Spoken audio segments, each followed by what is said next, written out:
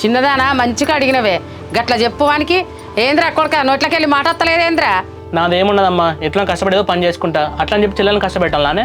అంటే అన్న ఫ్యూచర్లో మాకు వచ్చే వదినని నువ్వు ఎంత కష్టపడైనా వదిననైతే కష్టపెట్టని అంటావు. మరి అట్లనే పెద్ద బావ కూడా కష్టపడి అక్కను కష్టపెట్టకుండా మంచిగా చూసుకుంటాడని చెప్పి అదెందుకు ఆలోచించలేకపోతున్నావు నువ్వు?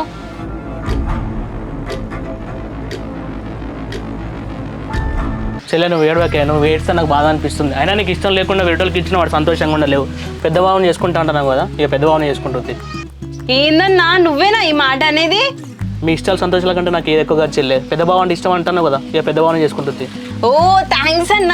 అమ్మా అన్న ఒప్పుకున్నాడే. అక్క ఇంకెందుకు ఏడుపు ముఖం పెట్టుకున్నావు? నవ్వు. ఇప్పటికైనా మంచి నిర్ణయం తీసుకున్నావు బిడ్డ, సంతోషమైన మాట మాట్లాడినావు కొడుక.